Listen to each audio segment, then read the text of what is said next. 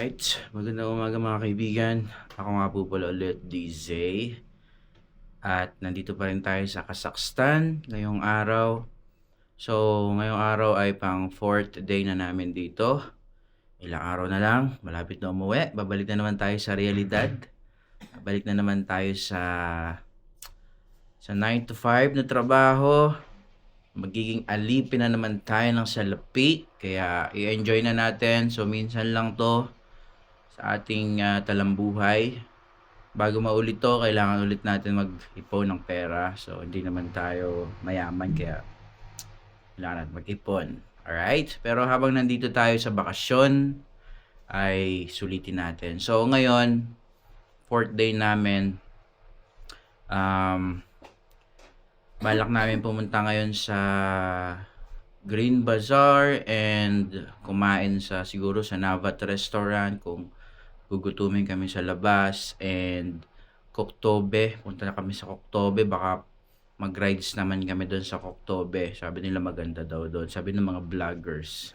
So nandito pa rin tayo sa aming kwarto, ayan. Dito sa aming Airbnb na inuupahan. Medyo sunny ngayong araw, walang ulan, walang snow. Tignan natin ang labas. So, dahil hindi pa kami aalis ngayon, mamaya-mayang konti pa, si Mahal ay nagluluto ng almusal. Alam niyo kung anong almusal? Paborito ng mga Pilipino, paborito namin. Ito ang tinatawag na, tingnan natin.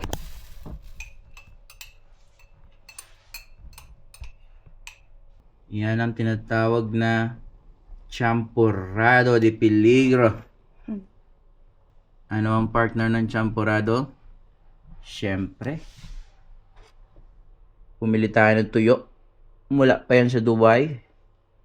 So, nagdala kami dito ng dilis at saka konting tuyo. Partner natin. Ang bala ko sana dyan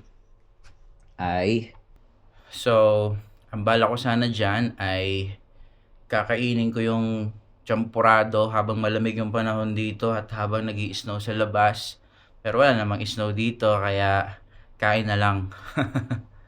So, si Mahal busy dyan sa kusina. Ayan, ang aming room. Napakaganda pa din.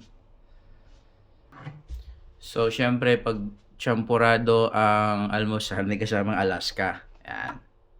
Lalagay na, bubuhos namin siya doon. So, galing din sa Dubai ito, binili din namin. Kasi alam namin na may lulutuan dito. So, nagdala din kami ng malagkit. Ayan. Galing din sa Dubai ito, walang mabilan dito na malagkit eh. So, yun nga. Katulad ng sabi ko kanina, naubusan na kami ng damit na isusuot, pumper jackets. Kaya ang ginawa namin, naglaba kami. Ay, yung mga sinampay namin. Ayan. Mga sampayan. Yan. Kasama din yan sa Airbnb dito sa room. Sampayan, may planchahan, mga maleta. So, at naglalaba pa nga kami. Meron pa kami nilalaban. Lalagyan ko lang siya ng downy.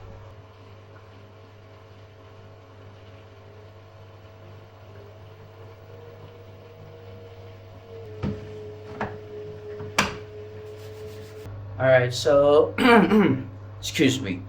Ito ang washing machine, diyan kami naglalaba. Balik na tayo sa labas. Ito yan sa CR, pinakita ko na to doon sa una kong vlog. Ayan yung salamin. May ilaw dito yan eh. Yan. Ito naman yung shower. Hot and cold shower. May mga dala din kaming shampoo at saka sabon. So, yun na nga. Malapit na maluto ang niluluto ng aking Mahal. Tapos kakain na tayo ng almusal. Ayan. So, katulad ng pinakita ko nung nakaraan, dito yung workstation natin, yung laptop natin. Diyan ko binabackup yung mga videos natin at pinapanood after natin gumala.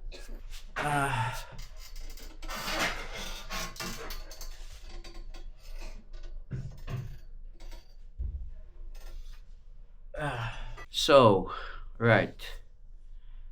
So far, okay naman ang aming experience.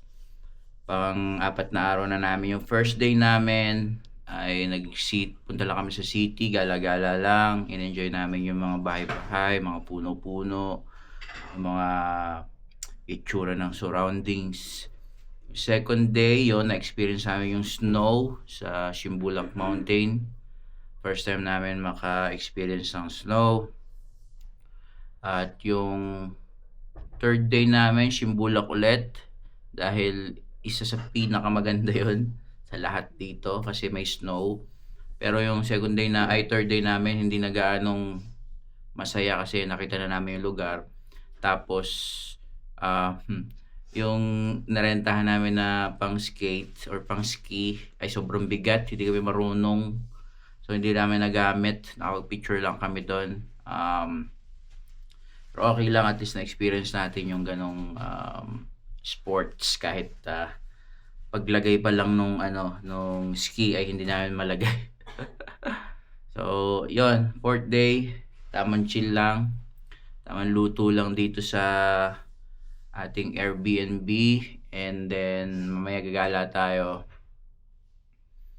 And siguro separate separate vlog kasi kakain tayo ng champurado ngayon eh. Ayun talaga yung highlights ko ngayong araw.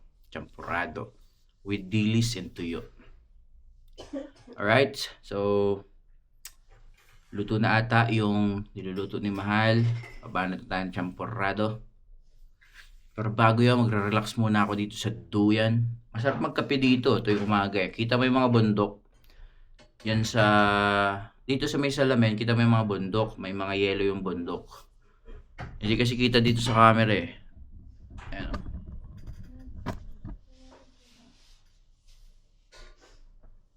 Isa din sa masarap sa pakiramdam yung nakakabiyahe ka sa ibang bansa. Na-experience mo yung mga ganitong lugar, mga ganitong senaryo sa buhay, katulad ng snow. Grabe talaga yung snow. Hindi ako makatulog. Siguro papanoorin ko yun kapag bumalik na kami sa Dubai. Araw-araw siguro. Basta sobrang sarap maka-experience ng ganun. Hindi namin nakalain nung bata pa kami, pangarap lang namin makapag-snow, yung mahawakan man lang yung snow. Pero ngayon, na-experience na natin. Galing. Right. Kain na tayo. And then, after that, asikaso. And then, labas na tayo ulit. Punta na tayo sa gagalaan natin. Mag-vlog tayo doon. Separate vlog na lang siguro. Alright, guys. Food trip na.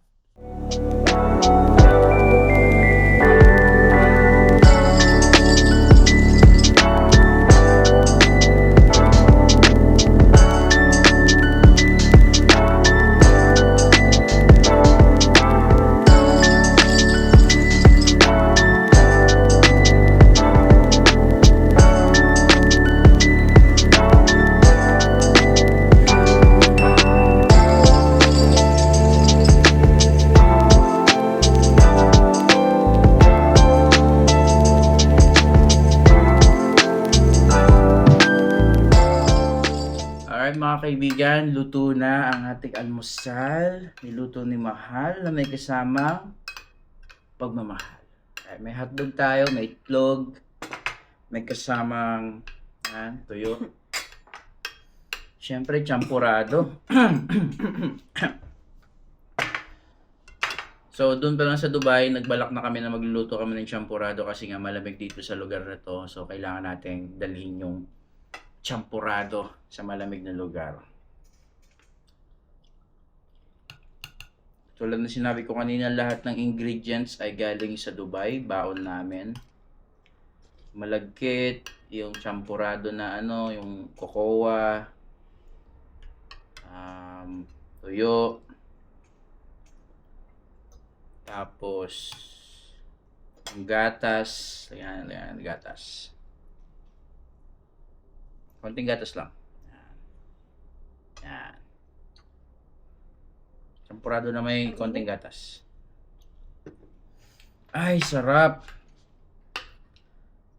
Whew. Yung nasa bakasyon ka, tapos ganito almusal mo. Sarap.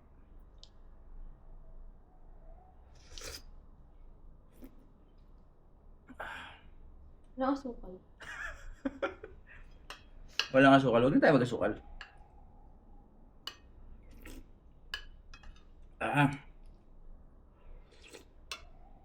Ito nagpasarap. Gatas. Gago. Sana wag na matapos yung bakasyon namin dito. Ito isama kasi. Natunan. Okay. Ay, malapit na matapos ang bakasyon natin. Balik na naman tayo sa realidad. Realidad ng buhay. Isang taon na naman tayong alipin.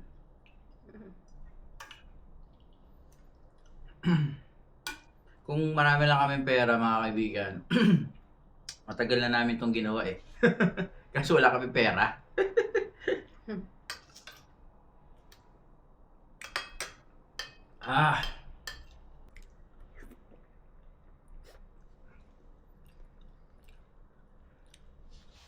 Ang pangit lang dito sa Kazakhstan.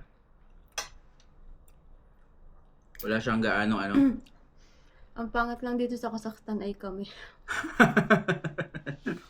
Sa mga tao dito ang gaganda eh. Lahat ng tao dito magaganda. Mga taxi driver, nagtitinda sa mall, bantay sa grocery. Kahit yung mga nagtitinda sa mga yung mga paayusan ng cellphone. Yung mga nagtitinda ng cellphone. Lahat talaga may tsura. Para silang mga mayayaman. Para mga artistahin lahat. Kikinis. Mga bata dito, bata pa lang, pupogi, ang gaganda na. Parang may halo silang Korean, Asian, Russian. Yan. Yung mga itsura nila. Chinese.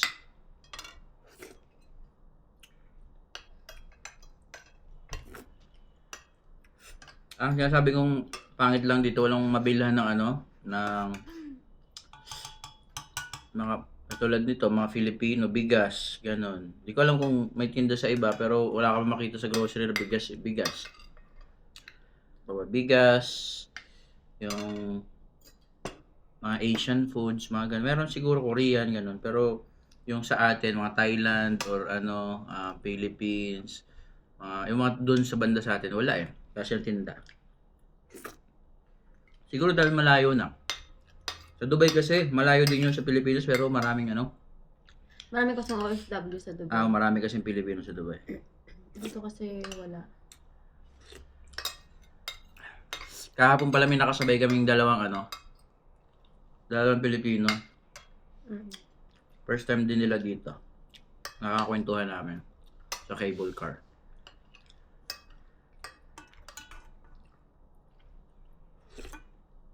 First time din maka-experience ng snow. Hindi nila na-experience kami yung snow. Kasi doon lang nag-snow sa Mission Bulak. Alright guys, yun. Tapos na nga tayong kumain. At nagre-ready na tayo para sa ating gala ngayong araw. Yung vlog natin for today's video, separate na lang. And then, ayun. Punta tayo sa Koktobe and saan yung mal? Sa Green Bazaar. Green Bazaar. Okay. Bye!